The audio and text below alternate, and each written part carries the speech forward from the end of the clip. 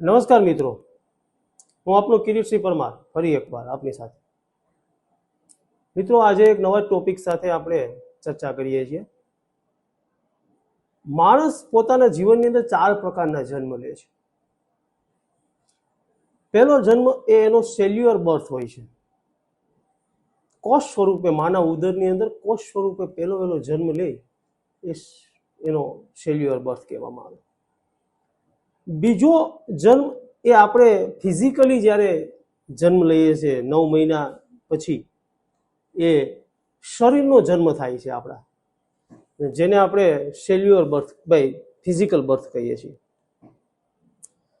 ત્રીજો જન્મ એ emotional birth છે કે જ્યારે કોઈ બાળકને પ્રથમ વખત પોતાના હાથમાં લે.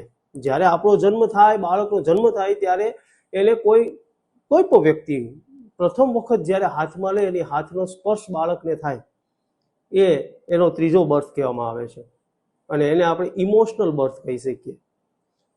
ચોથો બર્થ એ સોશિયલ બર્થ છે.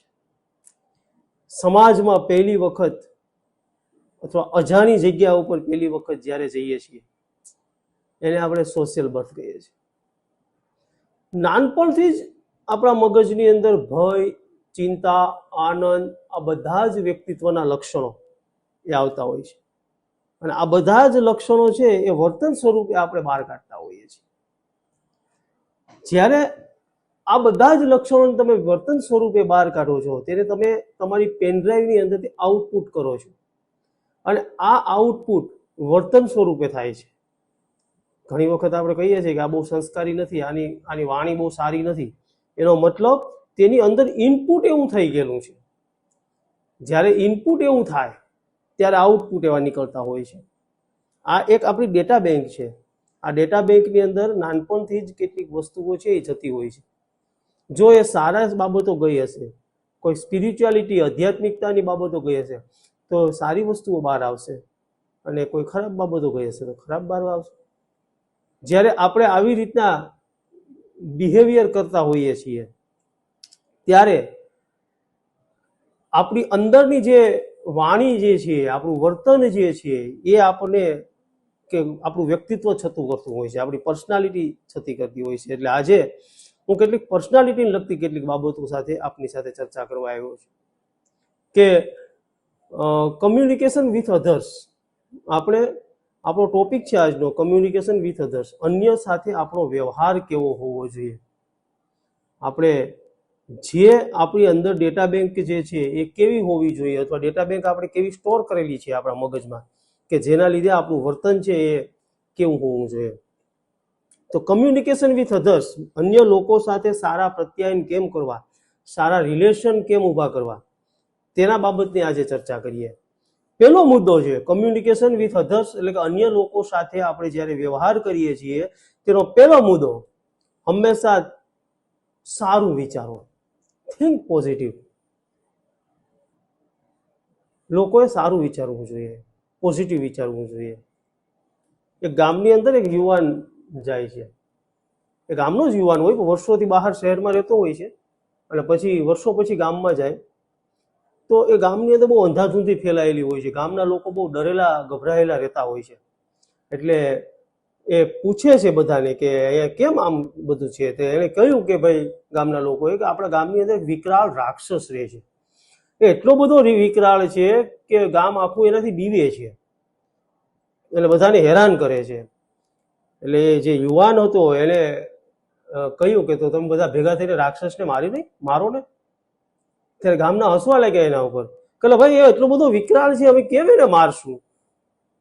ત્યારે યુવાનને જો થિંક પોઝિટિવ કેવું વિચારે છે એ જોવા જેવું છે કે એ રાક્ષસ એટલો બધો વિકરાળ છે તો તમે મારેલો ઘા પાછો ખાલી નહીં જાય. દરેક એક ઘા મારો તો એ તમારો ઘા પાછો ખાલી નહીં જાય, કારણ કે વિકરાળ છે. એટલે તમે બધા જ તમારા એક ઘા મારો એટલે રાક્ષસ ભાગી જશે. ખરેખર વિચારસરણી અથવા દ્રષ્ટિકોણ એ કેટલો હકારાત્મક છે, કેટલું પોઝિટિવ છે એનું આ ઉદાહરણ છે. એટલે હંમેશા પોઝિટિવ વિચારવું જોઈએ. થિંક પોઝિટિવ, સારું વિચારો. જે થતી થાય તે જીવનમાં કોઈ પણ પરિસ્થિતિ કેમ ન આવે પણ આવી પરિસ્થિતિમાં પણ જો તમે સારું વિચારશો તો તમને એમાંથી નીકળવાનો રસ્તો મળશે. બીજું છે, લોકો જેવા છે તેવા સ્વીકારો. દુનિયાની અંદર 7 અબજ કરતા વધુ લોકો રહે છે અને આપણે એમ કહીએ છીએ કે રાત્રે જેટલા પણ સૂતા હશે એ બધા સવારે જાગતા નથી. હા, રાત્રે જેટલા સૂતા છે એ બધા સવારે જાગતા નથી. કેટલાક તો બિચારા સૂતા જ રહેતા હશે. રાત્રે સપનામાં ડેથ થઈ ગયું હોય અને એક્સપાયર થઈ જાય અને સૂતા રહે છે આ દુનિયાની અંદર ઘણા લોકો. પણ એ સવારે જેટલા લોકો જાગે છે એમાં તમે અને હું છીએ. હવે થિંક, આગળના દિવસનું વિચારો કે તમે અને એવું કયું કામ આગલા દિવસે કર્યું છે કે જેના લીધે તમને એક દિવસની ભગવાને ભેટ આપી છે. કદાચ કોઈ ન હોઈ શકે. એકેય કામ એવું ન હોય કે જે આપણે એવું કર્યું હોય કે જેના લીધે ભગવાન આપણને એક દિવસની ગિફ્ટ આપે. છતાંય આપણને જીવાડ્યા છે ને. જે ઓલા 7 અબજમાંથી જેટલા લોકો સૂતા રહ્યા છે એમાં તો આપણે સૂતા નથી રહ્યા ને, આપણને જીવાડ્યા છે ને. તો ભગવાનનો પાડ માનવો જોઈએ ને આપણે કે ભાઈ મને તે એક દિવસની ભેટ આપી છે.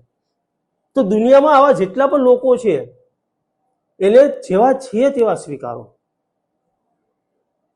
જન્મ લીધો આપણે ત્યારે કોઈ આપણને પસંદગીનું મેળવ્યું નથી.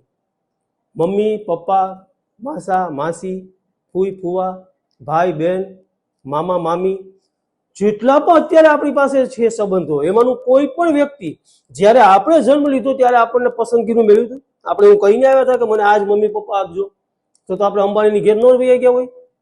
આપણે એવું કશું જ કહીને નહોતા આવ્યા. કોઈ આપણને પસંદગીનું મેળવ્યું જ નથી. અને છતાં પણ બધાને આપણે સ્વીકાર્યા છે. દુનિયામાં એક જ પાત્ર તમને આવ્યા પછી પણ પસંદગીનું મળે છે ને, એ છે મિત્ર. મિત્ર તમે તમારી પસંદગીના બનાવી શકો છો, બાકીના એક પણ પાત્ર તમે પસંદગીના બનાવી નથી શકતા. એટલે લોકો જેવા છે તેવા સ્વીકારો. દુનિયાના દરેક લોકો સરખા નથી હોતા. કેટલાક લોકો સાથે આપણી સાથે એનું બિહેવિયર કેવું છે એ જોવાનું છે. એટલે બધા કોઈ આપણને પસંદગીના મળ્યા નથી. એટલે લોકો જેવા છે તેવા સ્વીકારો.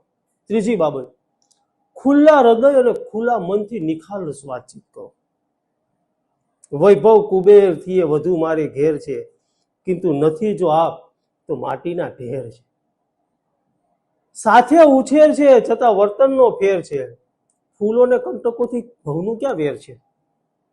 થાશે ગઝલ મજાની જો જીરો પાલવે, ટપકે છે આંખથી એ મોહબ્બતના શેર છે. માથું ઉતારી દે કોઈ માગે જો પ્યારથી, અજમાવી લો ને એ તો કેવો દિલેર છે. અન્ય લોકો સાથે ચલ કપટથી કે લુચ્છાઈથી વ્યવહાર ના કરીએ. ખુલ્લા હૃદયથી અને ખુલ્લા મનથી વ્યવહાર કરીએ. લોકો જેવા, પેલા મેં કહ્યું જેવા છે તેવા સ્વીકારો અને ખુલ્લા હૃદય અને ખુલ્લા મનથી સ્વીકારો. એન્ડ્રો કાર્નેગી નામનો એક અમેરિકન યુવક છે જે ઘણો ગરીબ હતો અને એને ધીમે ધીમે અમેરિકાની અંદર પોતાનું જીવન નિર્વાહ કરતા નાના મોટા કામો કરવા લાગ્યા. એમાંથી એને પોલાદનો ઉદ્યોગ ચાલુ કર્યો અને એક સમય એવો આવ્યો કે પોલાદ ઉત્પાદનની અંદર અમેરિકાની અંદર તે ટોપ ઉપર આવી ગયું. એટલો રૂપિયો, કરોડો રૂપિયાની સંપત્તિ તેની સાથે ઊભી થઈ ગઈ. ત્યારે કાર્નેગીને કોઈકે આવીને પૂછ્યું કે તમે એટલા મોટા માણસ થઈ ગયા, તમારી પાસે એટલી કરોડો રૂપિયાની સંપત્તિ થઈ ગઈ છે, ત્યારે એક વાત અમને કહો કે તમે લોકો સાથે વ્યવહાર કેવો કરો છો? ત્યારે કાર્નેગીએ એવું કીધું કે લોકો સાથે જે વ્યવહાર કરવાનો હોય ને એ સોનું શોધવા જેવું છે. સોનું શોધવા માટે જે ખોદકામ કરવામાં આવે ને એના જેવો લોકો સાથેનો વ્યવહાર હોય છે. કારણ 1 ગ્રામ સોનું શોધવા મેળવવા માટે કેટલાય ટન ધૂળના ઢગલા છે એ ખસેડવા પડે અને એમાંથી પછી તમને સોનું ગોતવામાં આવે છે.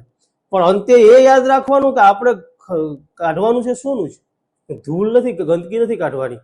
એવી જ રીતના લોકો સાથે તમે વ્યવહાર કરવા માટે તમારે કેટલાય ટનના ધૂળના ઢગલા ખસેડવા પડે, ત્યારે લોકો સાથે તમારે, એટલે માત્ર કહેવાનો મતલબ એવો છે કે તમારે શોધવાનું તો અંતે સોનું જ છે, તો સોનું શોધવા માટે તમારે વ્યવહાર કરવાની છે. ચોથી બાબત છે, લોકોએ કરેલા પ્રયાસોની કદર કરો. કોઈ તમારો સાથીદાર હોય, કોઈ તમારી નીચે કામ કરતો કર્મચારી હોય, કોઈ તમારો કલીગ હોય, તો એને કોઈ સારું કામ કર્યું હોય કે તમારી આસપાસ કોઈ સારું કામ થયેલું હોય અને તમને ગમે તો કહી દો. એનો વ્યવહાર, એની સાથેનો પ્રયાસ છે એને સારો કર્યો છે તો એને કયો, એને બિરદાવશો તો એ વધુ સારું કામ કરશે. ઇલેક્ટ્રિકનો થાંભલો હોય સ્ટ્રીટ લાઇટનો અને એ શેરીમાં ક્યાંક પણ સિટીમાં આપણે જોતા હશે ક્યાંક શેરીમાં સ્ટ્રીટ લાઇટના થાંભલા હોય ને, એ સ્ટ્રીટ લાઇટના થાંભલા નીચે શેરીના કૂતરા ગંદકી કરતા હોય, ઘણા તો લોકો ત્યાં કચરો ફેંકી આવતા હોય, પણ છતાંય થાંભલો છે લાઇટ આપવાનું બંધ નથી કરતો. બસ આપણે એ જ કરવાનું છે, લાઇટ આપવાનું બંધ નથી કરવાનું. લોકો સાથે ખૂબ સારી રીતે નિખાલસપણે રહ્યો અને એણે કરેલા પ્રયાસોની હંમેશા કદર કરો, તો કદાચ તમને પણ આનંદ આવશે, તમને મોટિવેશન મળશે. 5મી બાબત છે ભૂલની ક્ષમા માગો. હાય હાય હાય, અઘરું મોટું, બહુ અઘરું છે. રાવણની બેન શૂરપંખા છે ને, એનું લક્ષ્મણજીએ તીરથી નાક કાપી નાખ્યું હતું, અને એ નાક લઈ લોહી નીકળતા નીકળતા લઈને રાવણને સભામાં ગઈને કીધું તારી બેનનું નાક કાપી નાખ્યું. તો રાવણ ખડખડિત થઈ ગયો, આમ મારી નાખું, ભાંગી નાખું, તોડી નાખું. કારણ અભિમાની હતો. બાકી એને જ 2-3 પ્રશ્નો એની બેનને પૂછી લીધા હોત તો ત્યારે કે તારું શું દાટ્યું હતું, તો ત્યાં ગઈ હતી તું બેન, ત્યાં તારે શું જવાની જરૂર હતી કે તું ત્યાં રામ અને લક્ષ્મણને ત્યાં ગઈ હતી? એવો એક પ્રશ્ન એની બેનને પૂછી લીધો હોત તો. બીજો પ્રશ્ન એને એવો પૂછ્યો હોત કે ચાલો ને હું જ જઈ આવું રામજી પાસે અને લક્ષ્મણજી પાસે, અને શું ખરેખર મેટર શું છે એ તો જાણી લઈએ, તો કદાચ રામાયણ ન થાય. પણ અને એને જો એની બેનની જ ભૂલ હતી એ તો ખબર જ હતી એને, અને જો એને ક્ષમા માગી લીધી હોત તો ભગવાન શ્રી રામ પાસે, તો માની શકીએ કે રામાયણ નો જ થાય. મતલબ અભિમાન છે એ કોઈ દિવસ ક્ષમા માગવા નથી દેતું, અને એટલા માટે જ લોકો છે એ પાછા પડી જતા હોય છે. એટલે હંમેશા ભૂલ થતી હોય તો એની ક્ષમા માગો. અને છેલ્લું 6ઠ્ઠી બાબત જે પર્સનાલિટી સાથે જોડાયેલી છે કે અન્ય લોકો સાથેના વ્યવહારમાં જોડાયેલી, એ છે પ્રતિક્રિયા આપ્યા વગર સાંભળો. લોકોને સાંભળો ભાઈ, અત્યારે લોકોનું કોઈ સાંભળતું નથી. ખરેખર સાંભળો લોકોને. કેટલાક લોકો તમારી પાસે હંમેશા કંઈક અને કંઈક અપેક્ષા સાથે આવતા હોય છે.